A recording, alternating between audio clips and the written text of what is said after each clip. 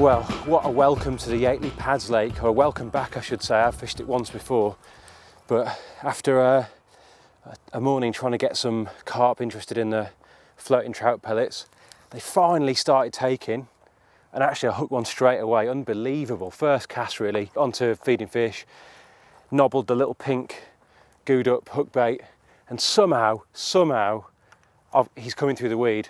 I'm just having to keep reeling down, walking back, and God knows how, because there's so much weed out there, but that tiny size 12 mixer, he's hanging on in there, and I can just see him. He's broken the surface of the back of the weed bed close in, and God willing, fingers firmly crossed, toes firmly crossed, that hook hold's going to stay firm and we're going to get him in because he's close in now. So let me just concentrate and let's hope that this is the first one of the day.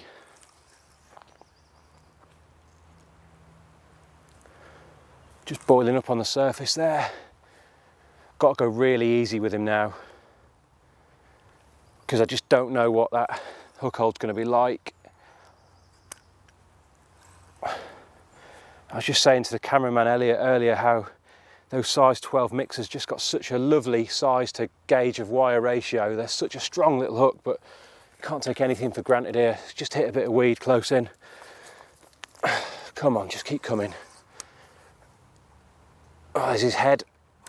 I think he's just going to be a couple more rolls. It's a common, which I guess must be fairly rare for the Pads Lake. Got a nice soft rod, so any last minute lunges should be reasonably easy to absorb. Just close in down there, come on. Let's be having you.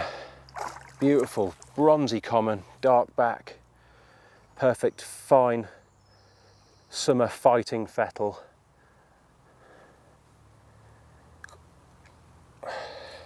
Like I say, just painted that hook bait. I love a pink hook bait for floater fishing, and I just painted it with a little bit of the squid goo. It was a white hook bait originally, but I just love something about the pink. I can see it really easily. Oh, dog it under the tip here.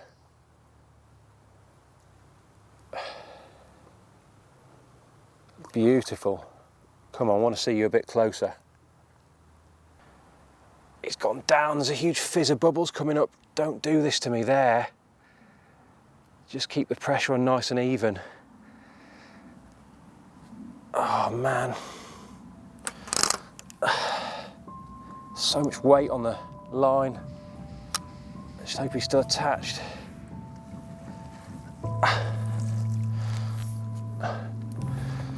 I've just tried and net this weed bed.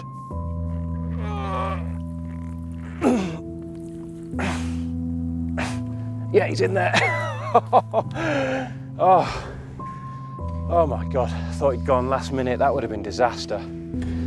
Oh, brilliant.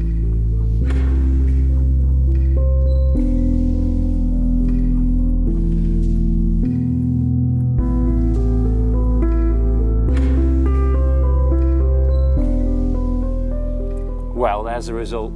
24 pounds of absolutely beautiful summer Yateley common. This is the reason that we go floater fishing. Now, as beautiful as he is, there are fish taking out there, so I'm going to get him back, get that rod out and see if I can get a bigger one.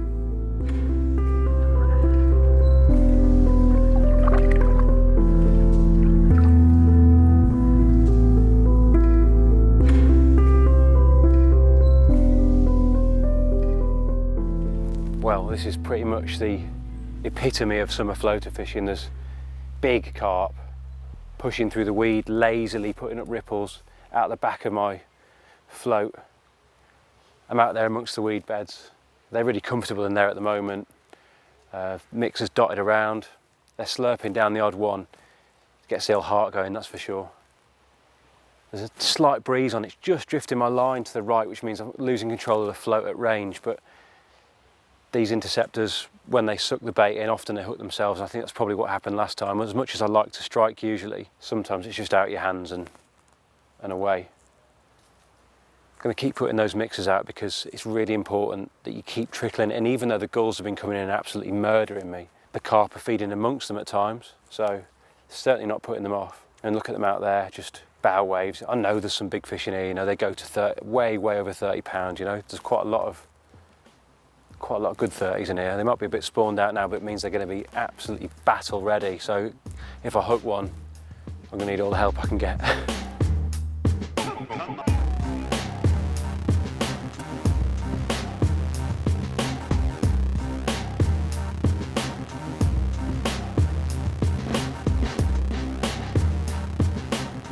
Well, there's a slight lull at the moment. The fish have retreated into the weeds, so I thought I'd take the opportunity to run you through the gear that I'm using today. Basically, soft rod, just to protect those sort of lighter hook links and relatively light main lines. This one's Longbow DF, floater special, so it's designed for the job. Picks the line up nice and quickly. Small reel, this is a Daiwa ballistic, great clutch on it, super smooth, and actually quite a quick retrieve. Allows you to whip the float in should you need to change areas because the fish have moved. Onto the main line, we've got 10-pound cruiser control. This is Korda's dedicated floater line. It's quite stretchy, which I actually like for this. It's really just enables you to keep those small hooks in place, and it gives you a little bit of a cushion, especially when combined with the nice soft rod. And that comes down to an interceptor float. These are my favourite floater controllers. You can change the bodies. They've got a little bit of an orange sight blob, so usually you can see this and you can see the pink hook bait as well. So simply to change, slide the body off, up the tube, comes off the line, put a new one on, sorted, cast out again. And you've got a little size 11 ring swivel in the front of the float here. Attached to that is a 9-pound Guru N-gauge hook link. Now you'll see that I've tied a big overhand loop in the end of it, and that just gives it ever so slight stiffness. I just like the fact that you can kick away from the float a little bit more, and it's easy to change hook links. So moving down, it's quite a long hook link. I like a wingspan, if you like, and I'm 6'4", so about 6'4" of N-gauge.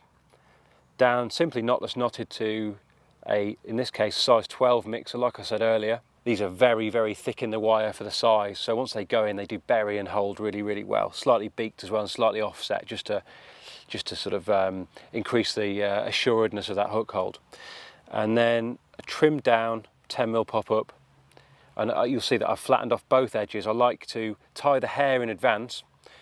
Unlike a normal rig where you might put the bait on first, then slide the hook on, tie the knotless knot. I actually tie the hair loop first and the hair rig, and then cut the boilie to size. So in fact, you've then got a very, very tight hair, which makes the flat surface of the boilie sit flush with the back of the hook, which pretty much gives you a side hooked effect, which is also a good presentation for floater fishing. Very subtle. The hook hangs underneath the bait, so it's hidden from view, and hopefully the carp won't see it.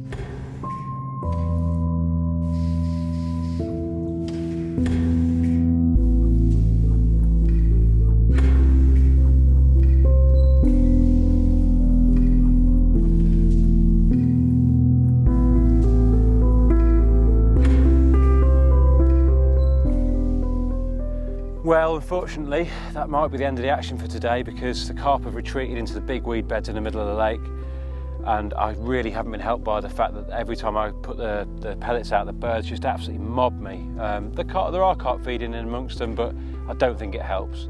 Now, as much as it might be the end of today's session, I know that I will be back out as soon as I can with the float rod, because it really, really is the time of year to do it. So get out there and give it a go.